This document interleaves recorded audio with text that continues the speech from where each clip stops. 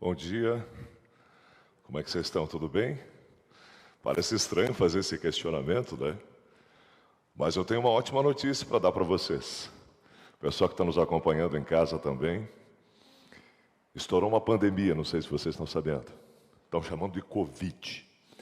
Eu não sou necessariamente um expert, mas para se chamar Covid-19, eu acho que teve 18 antes desta. Não sei. Ou o nome foi apenas porque surgiu num ano correspondente a isso. Muitas pessoas estão morrendo no mundo inteiro. É uma ótima notícia.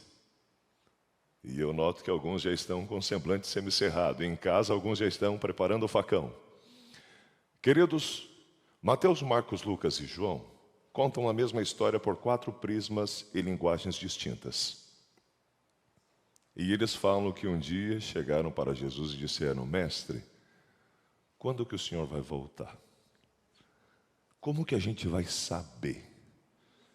E ele disse: olha, quando vocês ouvirem falar de guerras, rumores de guerras, pandemias, doenças, dor, tristeza, eu estarei perto. E aí a gente se encontra e diz: você viu o que está acontecendo? Que triste. Não é. Parece sádico da minha parte dizer isso.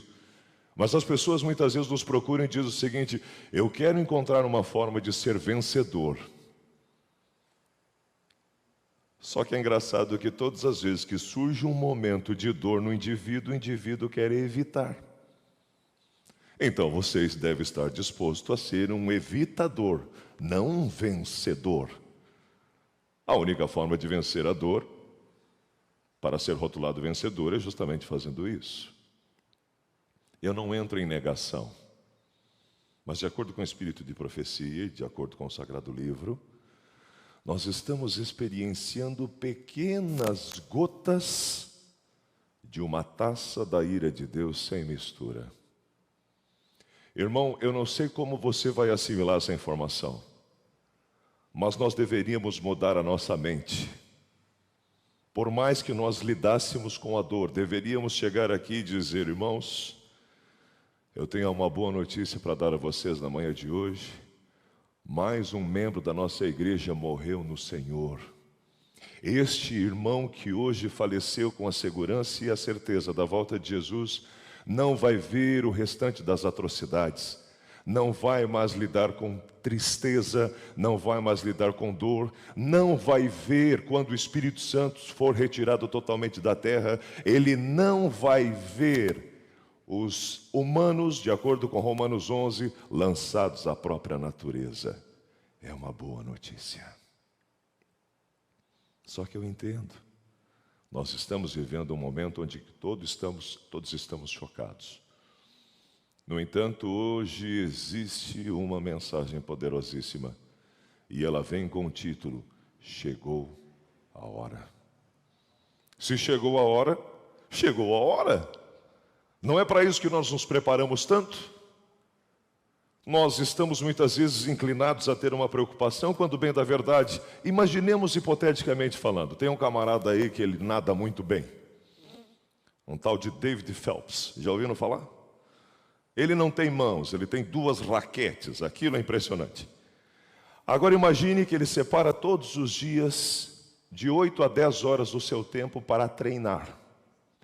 Ele nada com perfeição, ele treina com perfeição, ele se alimenta para isso, ele faz o condicionamento físico para isso, ele corre todos os dias se preparando para isso, e de repente chega no momento da Olimpíada e ele diz: eu não quero mais nadar. E alguém pergunta: por quê? Porque eu estou com medo. Como assim está com medo? Você treinou para isso, se alimentou para isso, cuidou do teu condicionamento para isso, dormiu todos os dias 8 horas para isso, e agora você não quer mais.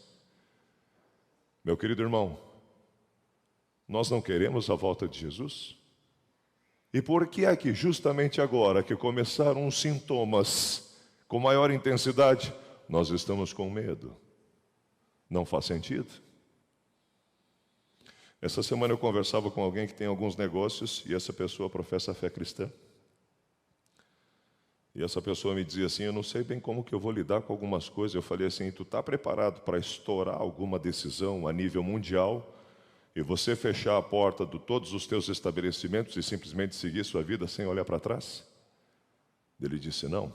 Eu falei, mas nós não estamos nos preparando para a volta de Jesus?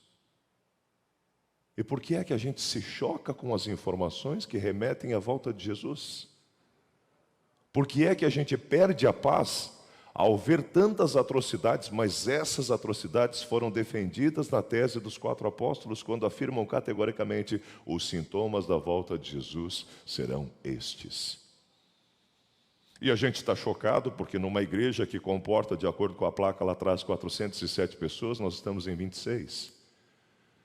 Aí você diz, não, eu sinto falta da igreja. Claro que a gente sente falta da igreja, mas a igreja no formato de templo, ela se materializa até a volta de Jesus, sim ou não? Não. Nos últimos tempos seremos células, seremos grupos pequenos de membros na surdina reunindo-nos. E a triste notícia é que muitos encontraram na pandemia o álibi perfeito para finalmente se entregar às suas próprias realidades, assumindo que não precisam mais se envolver com nada. E a justificativa é perfeita, a pandemia. Queridos, hoje estamos mais perto da volta de Jesus do que no dia em que essa boa nova, em primeira instância, foi anunciada. E esse é o momento que você diz aqui em casa, amém. O pessoal que está em casa está achando que eu estou falando sozinho. Vou tentar de novo. Hoje é um dia mais próximo da volta de Jesus do que esta mensagem pela primeira vez foi anunciada. Você diz? Amém. E em casa diga amém também, porque a tua casa é o templo para a honra e glória do Senhor. Eu fiquei feliz quando me convidaram para fazer parte de um culto jovem. Nós estávamos tendo uma conversa filosófica profunda nesta semana, e alguém que eu não posso citar nomes, porque senão o Everton Kinnener, do distrito de Xaxim, Igreja Central, vai ficar chateado. E nós falávamos sobre termos ficado velhos, né? Estamos envelhecendo. Everton, estou num culto jovem. E isso diz muita coisa. Eu quero aproveitar e saudar também, porque acabaram de me dar uma devolutiva, que o pessoal em Cordilheira Alta estão reunidos lá, na nave da igreja, acompanhando essa programação, para a honra e glória de Deus. Amém por isso. Abra a tua Bíblia, Gênesis 21. Nós estamos vivendo um tempo em que o Apocalipse materializa-se, Daniel materializa-se, e para compreender algumas coisas, para sabermos como lidar com isso no tempo presente, nós voltamos. Gênesis 21. Encontrou aí?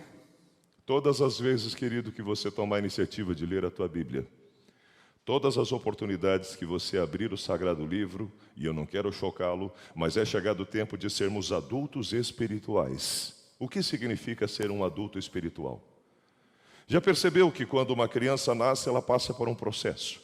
Então ela recebe o primeiro leite, o chamado colostro da mãe, depois ela continua sendo amamentada pela mãe, numa determinada fase ela recebe uma papinha, e dependendo da orientação regional que ela tem, anda mais um pouco, ela já está com uma costela segurando na mão. E muitas vezes na nossa vida espiritual, a gente conhece a verdade, a gente recebe o primeiro leite, depois a gente recebe papinha, e estamos na igreja 5, 10, 15, 20, 30, uma vida inteira a nível de anos, e a gente se choca quando alguém apresenta um alimento mais rebuscado. A gente olha para o outro e diz, o quê? Hoje não é papinha? Não, mas espera aí, se a programação é voltada para os jovens, querido, os jovens são o baluarte e o alicerce dessa igreja para os últimos tempos. E é por isso que hoje, mais uma vez, endosso as palavras ditas pela manhã com relação a Daniel. Daniel quem falava. A lição dos adultos, ela tem sua peculiaridade. Mas me perdoe o excesso de franqueza. Em um comparativo inevitável em detrimento à lição dos jovens, a lição do adulto, pelo menos para esse trimestre, num comparativo exato com relação àquilo que estamos estudando em Romanos, me parece uma papinha. Porque Romanos, meu querido, se materializa no contexto da lição, aqueles que não temem chamar o mal por aquilo que lhe é devido. E hoje, eu não sei quais são suas influências alimentícias, mas nós não teremos papinha. E a fase do leite já foi. Até porque eu tenho intolerância à lactose. E eu morei uma época no Rio Grande quando trocaram o governo. Minha intolerância aumentou. De qualquer forma, é chegado o tempo de nós aprofundarmos um pouco mais. Abriu a tua Bíblia, vamos fechar os olhos. Querido Pai, tua palavra está aberta. Nós queremos mais uma vez nos derramarmos na sua presença. Apesar de tudo que temos visto, entendemos profeticamente falando que ainda usufruímos da presença do Espírito Santo nessa terra. Então pedimos que de uma forma muito especial, teu Santo Espírito possa estar na mente de todos aqueles que acompanham essa programação. Que nós possamos ter este assunto de uma forma tão profunda, elucidado em nossa compreensão. E que a partir disso consigamos ter a coragem suficiente para colocar em prática. Sabemos que pedimos e somos gratos por Jesus Cristo. Amém. Gênesis 21, versículo 8 diz assim: Isaque cresceu e foi desmamado. Ponto. Só aqui nós já temos um sermão poderosíssimo. Poderíamos fechar nossas Bíblias e ir embora. Hoje é uma programação para jovens. E apesar de nós termos dito constantemente, Jesus volta em nossa geração, Jesus volta em nossa geração, Jesus volta em nossa geração, mas ainda assumimos a crença de que, por mais que estejamos nos preparando para este grande feito na história, nós também entendemos que existe um processo de vida ao longo da vida, ao longo do tempo. E para os pais que estão presentes e aqueles que nos acompanham através da programação virtual, entendam uma coisa: os filhos crescem. E é engraçado que se você for olhar para a pandemia de forma positiva, tem uma série de pontos positivos. Quantos aqui no último tempo, no ciclo desse último ano, quando estourou essa pandemia, conseguiram tirar um pouco mais de tempo para conviver com os filhos? Quantos aqui conseguiram perceber que a professora é extraordinária, porque tiveram a missão de fazer os temas com os anjinhos em casa e pensaram: ó Pai, tem misericórdia. Os filhos crescem. Teve uma mocinha, que eu não sei quem é, ela disse: estou com saudade de vocês. Queridos, os nossos jovens crescem. Olha que bênção, nós fazemos parte de uma igreja onde os jovens dizem: eu estou com saudade de vocês. E alguém disse aqui: nós também estamos com saudades. Mas saudade é uma coisa boa. Saudade só sente quem ama, só deixa quem foi amado. E as pessoas estão dizendo: mas eu estou com medo. O medo também é uma coisa boa. Depende da proporção. O medo, se for de uma forma muito intensa, ele faz o que contigo? Citar um exemplo. Você está andando por aqui e de repente do nada sai uma cobra. Qual que é a reação imediata? Vaza. Por quê? Porque está escrito na Bíblia: colocarei inimizade entre tu e a serpente. Se está na Bíblia, é profético, meu irmão. Nós não somos amigos aqui. Corre! Agora tu está 00:40 andando pela Paulista em São Paulo pela primeira vez, maravilhado com todas aquelas luzes, escuta alguém chegando e escuta o seguinte som.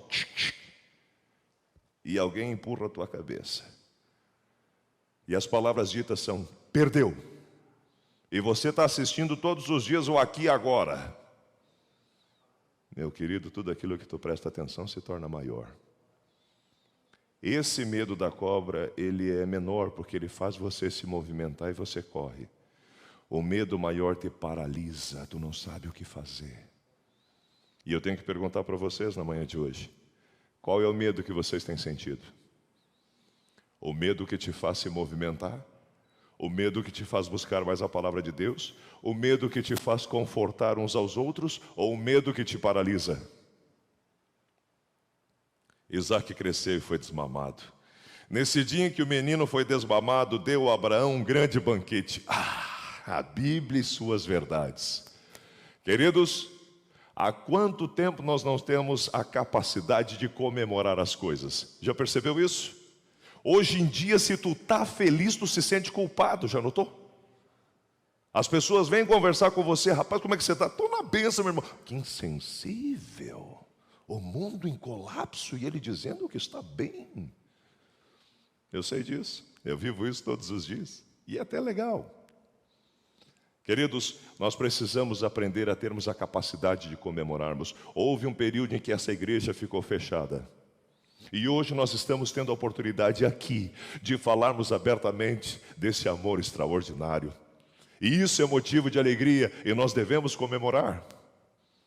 Nós precisamos urgentemente aprendermos a comemorar as pequenas e grandes vitórias da vida. E Abraão sabia disso. E ele faz uma festa quando o menino foi desmamado. E eu fico pensando na estrutura familiar que nós conhecemos hoje, porque hoje não existe festa quando o menino é desmamado, né? Existe uma luta. Os próximos dias serão de choro e tormento dentro de casa. Aí você chega, visita e está um caos. Tu pergunta, o que está acontecendo aqui? Estamos desmamando a criança. Abraão fez festa.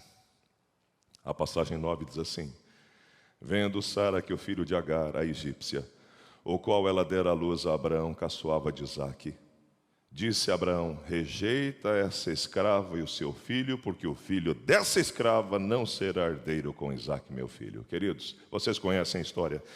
Nós vamos andar um pouquinho no meio dessa história. Vamos voltar um pouco além desse contexto. Existe uma promessa de Deus na vida de Abraão. Aparece o anjo e diz assim: Abraão, conta as estrelas. E o Abraão diz assim: mas é impossível contar as estrelas. E o anjo diz: exato, a sua descendência será impossível de ser contada. E o Abraão diz: amém. E ele vem e conta para Sara. E a Sara diz: legal. E Abraão diz: o que aconteceu? Não sei se tu lembra, eu não posso ter filhos.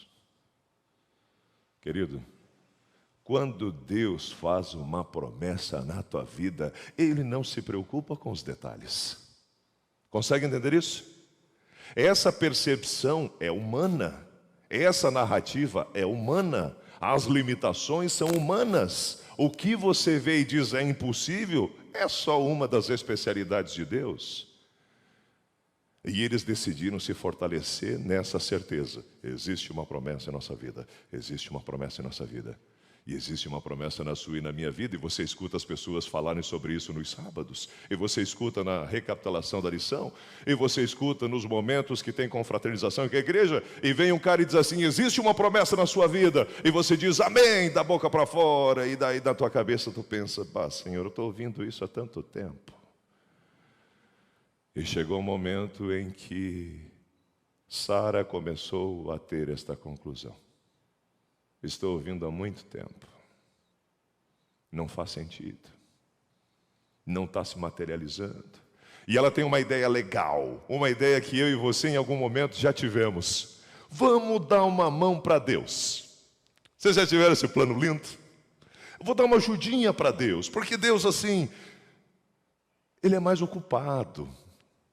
Então assim, tem uma promessa na minha vida, ponto. Agora eu vou fazer o que eu posso fazer para fazer essa promessa se materializar. E é engraçado que desde que o ser humano adotou essa estratégia, você já percebeu que o que dá errado é culpa de Deus e o que dá certo é mérito seu? Ô rapaz, passou no concurso? Passei, mas também todo dia estudando até 3 da manhã, levantava às 6 e continuava estudando. Passei, legal. Ô rapaz, não passou no concurso? Pois é, não passei, me esforcei tanto, mas parece que Deus não me ajuda. Quer dizer, se a coisa deu certo, o mérito, qua comando me, como dizem os italiani. Se deu errado, é Deus. Adão, onde é que você está, Adão? Senhor, estou aqui. Quando eu escutei a sua voz, eu fiquei envergonhado porque eu estava nu. Mas Adão, quem que mostrou para você que você estava nu? Por acaso você fez o que eu disse que não era para você fazer? Adão aparece e diz assim: pois é, a esposa que o Senhor me deu. Eva, o que aconteceu, Eva? Pois é, Senhor, eu estava lá no jardim e daí a serpente que o Senhor criou. Quer dizer, fiz tudo errado, mas a culpa é de Deus. Sara chega para Abraão e diz assim: Abraão, vem cá. Agar, ela é minha colaboradora. Ela é uma pessoa boa. Existe uma promessa na tua vida. Não quero ser eu a impedir a sua promessa, a promessa de Deus na sua vida. Não posso ser eu. Então é o seguinte, vai com ela. Querido, estranha essa percepção de Sara. Porque não existe nenhuma base bíblica dizendo: e Deus destruiu uma família para construir outra. Não tem isso. Quando isso acontece e a família consegue se reestruturar, é porque a promessa de Deus se materializou. Mas ele não usa esse método. Ele conserta o que a gente quebra, mas ele não quebra para depois consertar. Não é essa a essência de Deus. E Abraão, com tanta insistência, acaba cedendo e a história se materializa. Ele tem um filho com Agar e chega num ponto onde estamos aqui. Estão comemorando o fato de que houve o desmame do Isaac.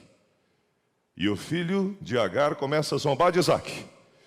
E a Sara já estava estressada. Porque Agar esqueceu quem ela era na equação. E ela começou a zombar, incomodar. E você já vai entender o ponto alto disso tudo.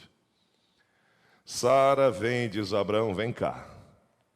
Essa mulher eu não suporto mais. O filho dela não vai ser herança junto com meu filho. Manda ela embora. Estranha esta mulher. Num primeiro momento ela chega e dá uma ideia. O marido escuta. Depois ela chega e diz para o marido, não quero mais essa ideia. E o marido diz, mas foi tu que falou. Não cutuque a esposa em casa, por favor, nem aqui. Mas a gente vive isso no tempo atual, né? As mulheres têm uma tendência a complicar um pouco as coisas. E isso é desde os tempos bíblicos. Não se ofendam. Um homem é mais simples, eu acho. Um homem, quando diz sim, ele quer dizer sim. Quando ele diz não, ele quer dizer não. Quando ele diz vamos ver, é um não educado. Se um amigo teu falar, vamos fazer alguma coisa hoje à noite, te manda um WhatsApp, vai estar offline. É um jeito educado. Mulher é diferente. E nos tempos bíblicos não era dessa forma. Não era tão diferente do que é hoje, bem da verdade. Mas a Bíblia fala que o coração de Abraão se entristeceu, querido. É por isso que Deus insiste com você e comigo, para que façamos o que Ele colocou como norte para a gente. Porque quando a gente não faz o que Deus colocou para nós, querido jovem que nos acompanha, o nosso coração se entristece.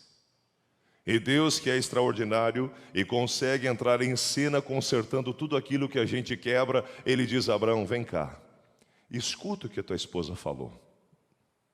Não tem problema, despacha ela e entenda uma coisa, eu vou ser com esse menino, por quê? Porque ele é tua herança.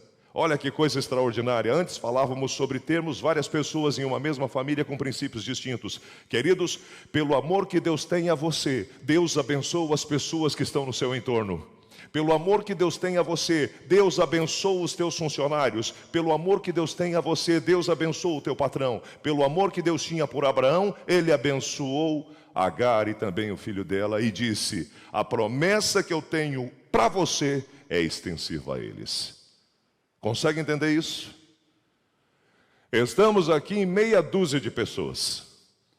E tem um hino que hoje nós não estamos podendo cantar, mas eu acho que nós deveríamos. E o hino diz assim, somos um pequeno povo muito feliz. Já ouviram? Somos um pequeno povo muito feliz. Nós deveríamos dar uma trocada na letra. Somos um pequeno povo muito preocupado. Somos um pequeno povo muito estressado. Não, somos um pequeno povo muito feliz. Por quê? Porque existe uma promessa. E essa promessa, Deus não é homem para mentir. Se Deus colocou uma promessa no teu coração, essa promessa é fechada no céu, meu querido. E quando fecha no céu, se cumpre na terra. Abraão tinha uma promessa na vida dele, assim como eu e você temos uma promessa na nossa. Levou um tempo, mas se materializou. Essa semana eu estava conversando com um amigo muito querido, e eu falei para ele assim, tu não acha que o mundo está meio estranho, meio triste? Ele falou, acho. E eu falei para ele, mas tinha que ser mais do que isso. Eu falei, a gente levanta, trabalha, se vira, acompanha as notícias, decide ser positivo, é positivo, mas de vez em quando tu olha e diz, caracas, o que está acontecendo? Eu falei, devia ser mais do que isso. E ele, no momento que eu me atrevo a dizer, não foi humano, foi uma inspiração divina. Ele olhou para mim e falou, mas é mais do que isso, só não é aqui. Que resposta extraordinária. É mais do que isso, só não é aqui. A promessa se cumpria. E Abraão tem a terrível missão de pegar água, entrega para Agar, pega pão, entrega para Agar, pega o menino, entrega para Agar e diz, vão. Queridos, o que fazer quando tudo que nós temos como opção é apenas ir? Acompanhe na tua Bíblia para que não percamos nenhum detalhe. Versículo 13. Mas também do filho da serva farei uma grande nação. Levantou-se, pois, Abraão de madrugada, tomou o pão e um odre de água, pô-los às costas de Agar. Deu a ela o menino e a despediu. E ela saiu andando errante pelo deserto. Querido, nós não estamos no deserto literalmente, mas talvez estejamos passando, baseado na experiência que estamos vivendo globalmente, pelo deserto da vida. E muitos de nós, tal qual Agar, estamos andando errantes. A Bíblia segue seu curso. No versículo 15, acabou a água, acabou o pão e entra em cena o desespero. E a Bíblia fala que Agar pegou o menino e levou ele à distância de um arco. Imagine uns 25 metros. E ela pega e coloca o menino lá e se afasta do menino e volta para o lugar que ela estava para ela não ver o menino morrer. Duas questões importantes. Ninguém chega à conclusão de que vai morrer após fazer uma refeição, né? Ah, comi o último lanche. Pois é, agora é só esperar, vou morrer. Para que ela tenha chegado à conclusão de que iriam morrer, faziam vários dias que o pão e a água haviam acabado. E chega num ponto de fraqueza tão extrema da parte do menino, que ela lança o menino longe, volta para não ver o menino morrer e chora, e se desespera. E a gente pensa, coitada da Agar, e eu penso, egoísta da Agar. Se ela estava se sentindo abandonada, o menino também estava. Se ela estava com fome, o menino também estava. Mas o ser humano tem um cérebro maravilhoso, dividido em duas ocupações específicas: sentir prazer e evitar a dor. É por isso que o universo farmacêutico atualmente é a primeira economia global. Porque tudo aquilo que nos faz evitar a dor, eu quero. E tudo aquilo que me proporciona prazer, eu quero. A gente come por quê? Porque é gostoso. A gente toma uma água numa temperatura ideal, porque é gostoso. A gente toma um remédio, adota algumas posturas, por quê? Para evitar a dor. E Agar diz, eu não quero ver o menino morrer. E ela se afasta. E a Bíblia, extraordinariamente, traz uma narrativa realmente fabulosa, porque diz que ela levantou a voz e fez o quê? Chorou. No versículo 17, Deus, porém, ouviu a voz do menino. O anjo de Deus chamou do céu a Agar e lhe disse, o que ele disse? Mas o que você tem, Agar? Eu fico imaginando a cena. Agar chorando, aborrecida, jururu, sem vontade de cantar uma bela canção, desesperada. E de repente ela ouve uma voz do céu. Eu não sei vocês, mas todas as vezes que eu imagino a voz de Deus e a voz de um anjo, eu imagino a voz de um Cid Moreira da vida. Você não consegue imaginar a voz de um ser tão poderoso que não seja nesse padrão, né? E de repente eu imagino ali ele chorando, chorando, Agar. Ela levanta. E o anjo vem e pergunta, por que tu está chorando? Queridos, chega a ser digno de riso. Porque você imagina a cena nos tempos atuais. Eu ligo o jornal, me apavoro, escuto o que estão dizendo, me apavoro, vejo os números, me apavoro, vejo os irmãos apavorados, me apavoro ainda mais. E de repente o anjo aparece, e o anjo aparece e pergunta, por que você está chorando? Eu olho para ele e digo, tu não está muito familiarizado com as notícias. Como assim, por que eu estou chorando? Olha tudo que está acontecendo, pessoas estão morrendo, tristeza está acontecendo, o mundo está colapsando, eu não sei mais o que fazer. E o anjo vem e pergunta, mas por que tu está chorando? Querido irmão, por que vocês estão tão preocupados? Sério, falando sério. Por que vocês estão? A gente se reunia todos os sábados nessa igreja. Todos os sábados nós orávamos. Quando havia batismos, nós cantávamos, ó, que belos hinos cantam lá no céu, pois hoje um pecador se arrependeu. Quando era permitido, nós nos abraçávamos e cumprimentávamos uns aos outros, dizendo feliz sábado. E nós ouvimos sermões e sermões e sermões, e conferências e conferências e conferências falando sobre a volta de Jesus. E agora que começaram os sinais, vocês estão tristes, eu estou triste, por quê? Não faz sentido. Eu sei que parece sádico, e uso pela segunda vez essa narrativa dentro desse sermão. Parece sádico pensar isso, mas nós deveríamos vibrar em nossos corações.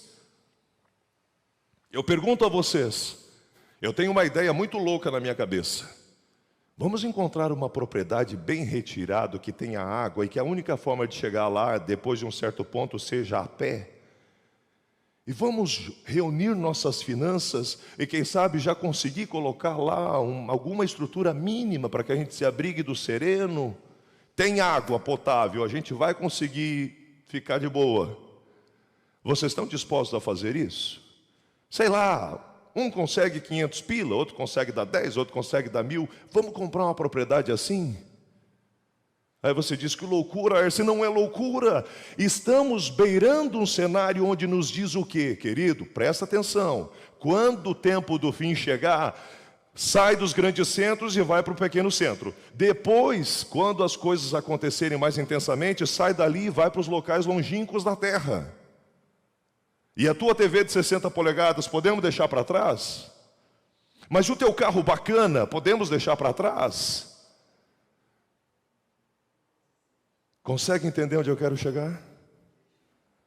E a gente está estudando sobre isso, está se preparando sobre isso, está clamando sobre isso. E agora existe uma notícia de cunho global. É um cumprimento profético de cunho global. As igrejas se tornam fechadas como um cumprimento disso globalmente. E a gente está se dando ao luxo de ficar triste. De acordo com o apóstolo Paulo, viver é Cristo e morrer é lucro. Você consegue entender que as pessoas que estão morrendo em Jesus estão no lucro? Você consegue aceitar que todas as vezes que nós nos posicionamos diante da igreja, ou você que acompanha pela internet, vê lá, hoje perdi minha mãe, hoje perdi meu irmão. Para nós fica o sentimento da dor e falta, para eles é fechei o olho, abri, Jesus voltou. Quando é que nós nos tornamos tão medrosos? Quando é que nos tornamos tal qual Agar, quando o anjo pergunta por que chora e começa a argumentar por que chora? Quando é que a gente se acovardou diante da notícia de que Jesus está voltando?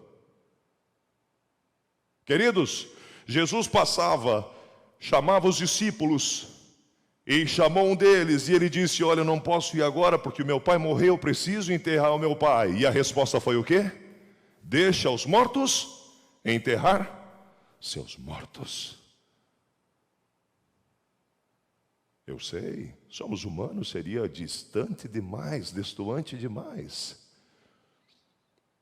Mas por que é que a gente não tem a capacidade de colocar numa rede social? Hoje, meu pai morreu no Senhor. Deus deu, Deus tirou. Louvado seja Deus. Por que a gente está com tanto medo desse vírus maldito? Não estou dizendo que não temos que nos cuidar. Vocês entendem que eu não estou falando disso. Mas é o cumprimento de profecia. A gente deveria vibrar, porque finalmente está acontecendo aquilo que nós só conhecíamos na teoria. Estamos vivendo na prática. O anjo diz, por que tu está chorando, Agar?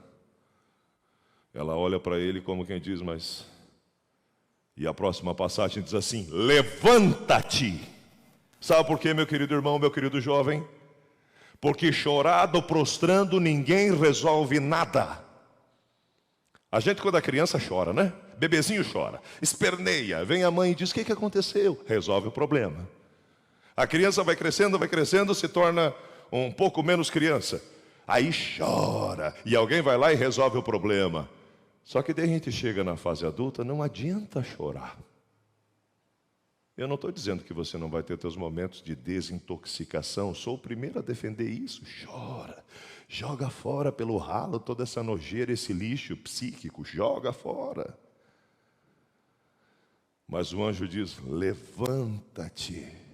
Em outras palavras, ficar chorando, reclamando, murmurando, se desesperando, não adianta niente. E aí a passagem mais poderosa diz: levanta-te, porque Deus lá do céu ouviu a oração do menino. Olha que coisa bacana. De um lado nós temos Agar, se sentindo abandonada por Deus, se sentindo abandonada por Abraão, se sentindo desesperada, chorava. Do outro lado nós temos o menino, se sentindo abandonado pelo pai, porque o pai pegou ele, entregou para a mãe e diz: vai. Se sentindo abandonada pela mãe, e ele faz o quê? Ora. De um lado um chorava, do outro lado o outro orava. De um lado um chorava, do outro lado o outro orava. Você é quem? Você é o que se desespera? Você é o que chora? Ou você é o que ora? Quem é você, jovem? Nós temos visto os jovens se comunicando aqui.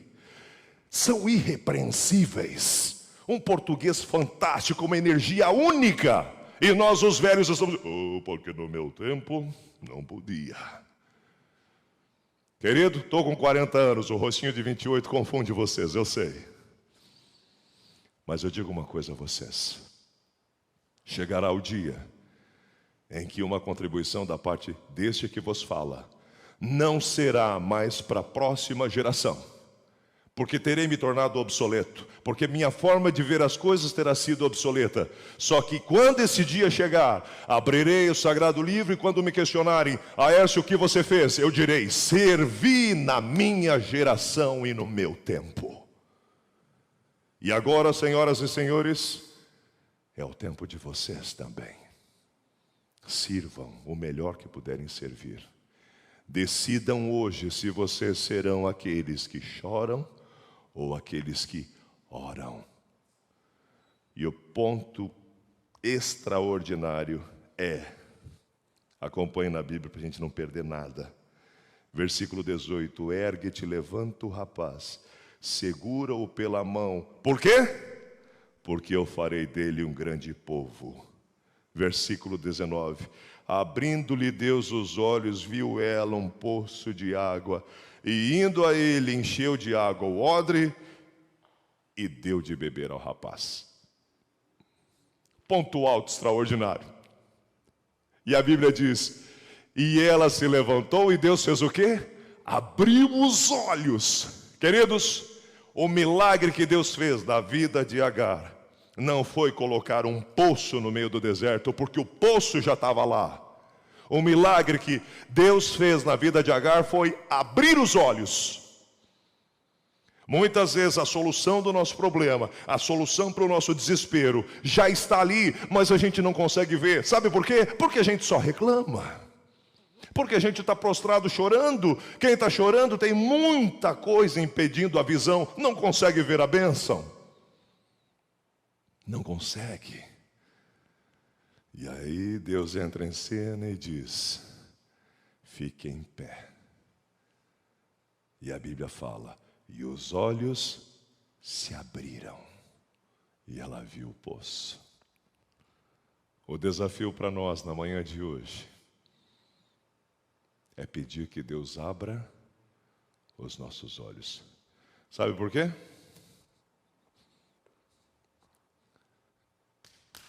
Porque chegou a hora.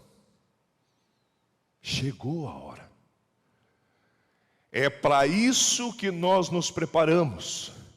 É por esse momento na história do mundo que nós estudamos tantas lições, participamos das escolinhas, participamos dos congressos, participamos dos cultos, dizimamos, ofertamos. É para este momento.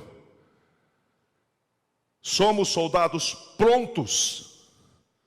E hoje Deus olha para mim e para você e diz: mas está chorando por quê? Mas está se desesperando por quê? Está apavorado por quê? Queridos, não quero ser trágico nem excessivamente dramaturgo aqui. Mas quando vocês ouvirem falar que eu parti dessa para melhor, pensem em duas coisas. Finalmente terei uma boa noite de sono. E em segundo lugar, morri na certeza da volta do Senhor Jesus. E estarei no lucro. Porque quem fica aqui se ferra. Gostei de ver vocês sorrindo. Somos um pequeno povo muito feliz. Temos uma mensagem que ninguém mais tem. A Bíblia se revelou a nós. E finalmente chegou a hora, jovens. Chegou a hora, povo cristão. Quando você perdeu um ente querido na sua família, faça um último testemunho pleno. Vá nas redes sociais e escreva: hoje nosso coração está enlutado porque perdemos uma pessoa querida, mas ela morreu na certeza da manhã radiosa, e Deus deu, Deus tirou, louvado seja Deus. E as pessoas vão ler aquilo e não vão entender tua reação. Mas talvez alguém leia aquilo e diga: nossa, eu não sei o que essa pessoa tem, mas se ela tem uma paz em meio a tudo isso, eu quero essa paz para mim também. Esse é o nosso desafio. Queridos, na manhã de hoje, que nossa oração seja: Deus, abre meus olhos. Porque quando Deus abrir os teus olhos, jovem, tu vai impactar o mundo para a honra e glória dele. Nós vamos ouvir uma mensagem musical. Esta mensagem é o tempo que você tem para colocar mais uma vez em pauta diante de Deus o que realmente importa. E que nesta oportunidade sua oração seja: Deus, abre meus olhos, me mostra o que eu não estou vendo e me dá a capacidade de estar em pé.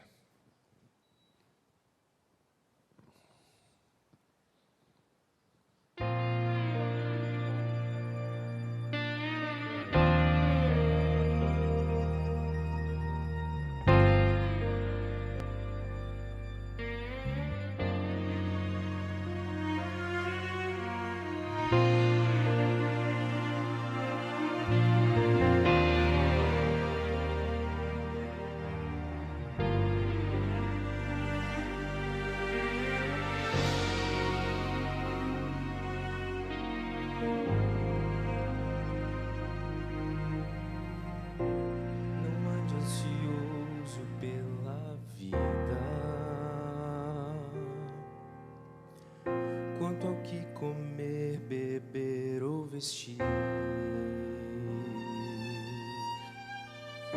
a vida é mais que isso, e Deus dará o que for preciso. Olhe as aves do céu, não colhem e nem semeiam, contudo o Pai Celeste as sustenta. Os lírios do campo estão, não tecem e nem trabalham, mas Deus os veste com beleza. E muito mais de você, e muito mais de você cuidará.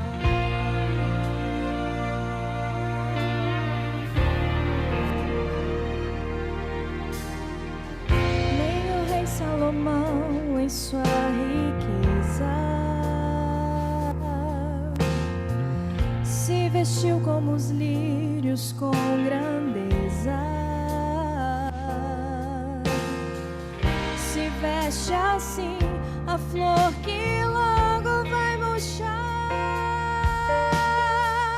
mas muito mais de você Deus cuidará.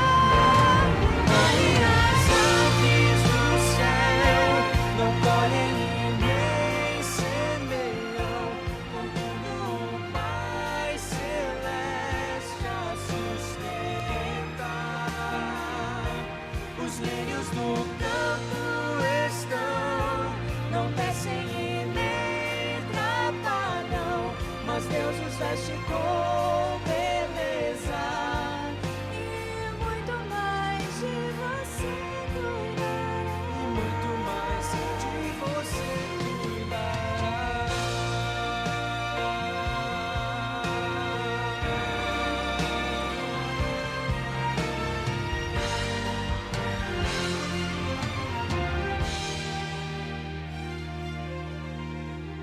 Olhe as aves do céu, não colhem e nem semeiam. Contudo, o Pai Celeste a sustenta.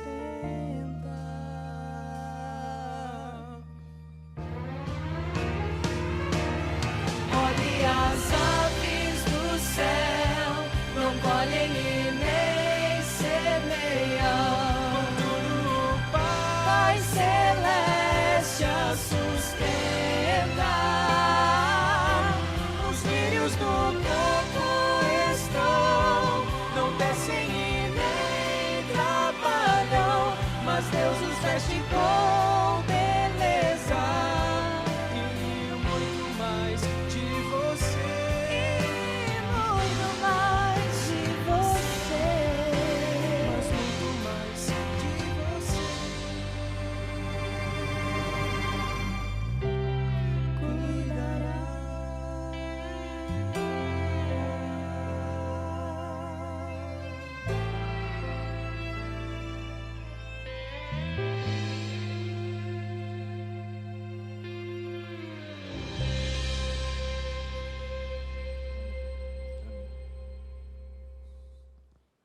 Meu querido, Deus está no controle de tudo, sabia?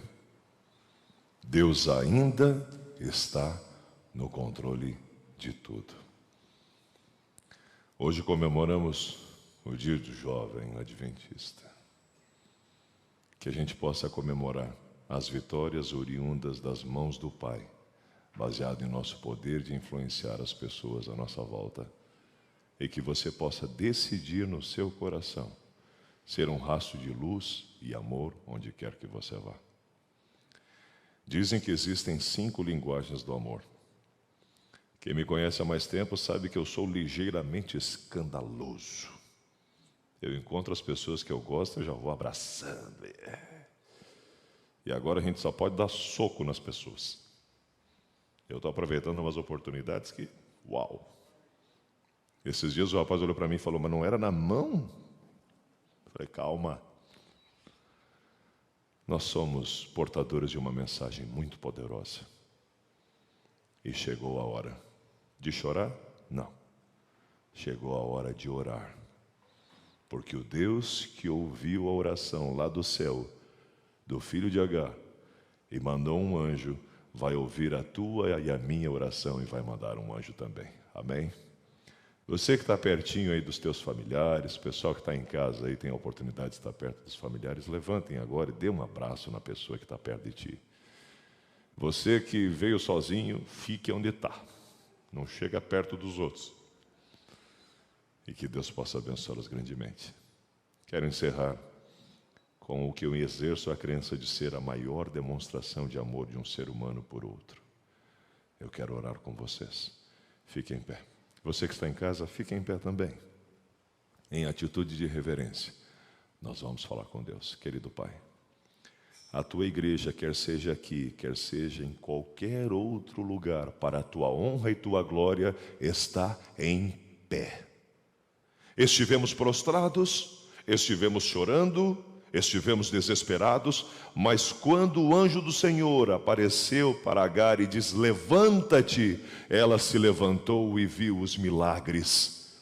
Agora, Senhor, a Tua igreja se levantou, abre nossos olhos para que possamos ver os Teus milagres. Nos dá a paz que só pode vir de Ti, para entendermos que não importa o que aconteça, o Senhor está na direção, e é para a Tua honra e Tua glória o nosso viver. Abençoe a cada jovem, Senhor, que eles possam se permitir a esse chamado que vem de Ti e que possam servir a Ti em sua geração. São bênçãos que eu peço e sou grato. Em nome do Teu Filho, amado Jesus Cristo justo, hoje e sempre. Amém. Que Deus os abençoe.